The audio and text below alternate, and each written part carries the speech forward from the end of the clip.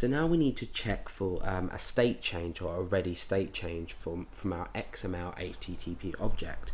So we say XML HTTP dot on ready state change, and then we equal this to a function. So so basically based on this event, we create a new function, and then inside here we can start checking our ready state and our status of our request.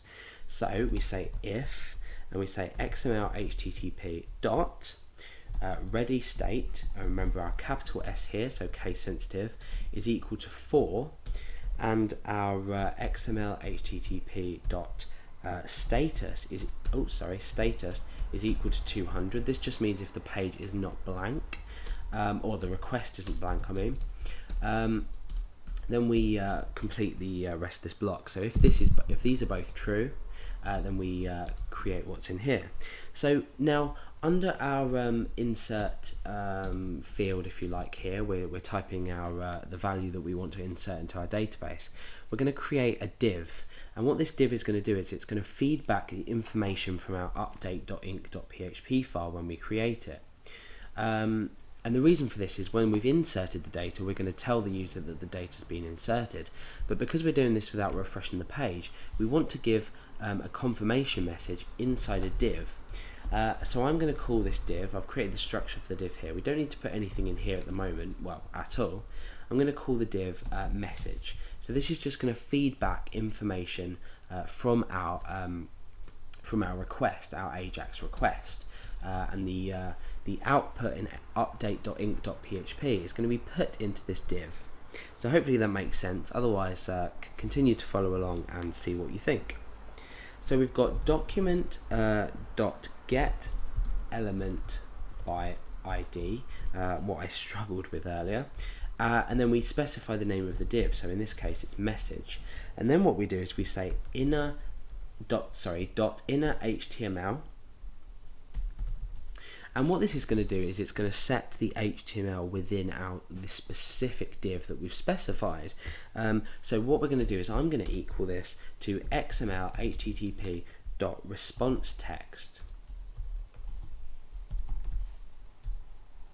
And all this basically is it's the output sent back from update.inc.php, because we're going to be opening this file later and sending post data to it, and we're going to be taking back the response text from this file. So that's important that we put that into message in order to, let's say if we were to say echo failed at any point in our program, the any time in our script, the message div would be updated. So now that we've done that, we can come down here and we can start to send our post data. Now if you watch the other tutorials, you'll see that we've used XML HTTP.open, and then we've supplied 3 parameters. Don't forget the semicolon at the end. We've supplied the first parameter was get, the next was the file, so this was update.inc.php, and then it was true because we're sending the data asynchronously, so we need to set this to true. It's actually true by default, but I tend to put it in anyway just to ensure that it's there, etc, etc, etc, just for my own peace of mind. So now we say XML HTTP.send. Now there's a few changes that we need to make when we're using post data. You'll see that in some of the other tutorials I've put a question mark here to specify that we're going to be sending get data, and I've sent some specific data. So I've said, for example, text equals hello. Okay, so what I've done there is I've sent get data because it's as part of the URL.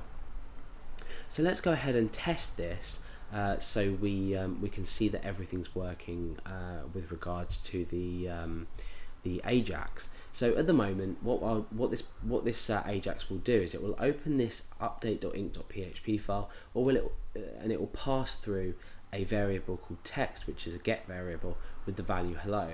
So what we can do inside here is just echo out $_get text, and what that should do is it should re-echo what we've entered into the text box, because remember what we enter into the text box is being picked up. Sorry, let's go back here. What we enter into the text box will be picked up eventually by this. So this will equal hello just for now, and it will put that into our message div down here, as I explained earlier. So let's go ahead and check that this works. Let's click submit, and you can see that the value hello has been returned. Now obviously the problem with this at the moment is we've completely avoided the point of the tutorial. We need to post data using post. So the first thing I'm going to do is change this to post, and I'm going to get rid of these variables on the end here, because we don't post data through the URL.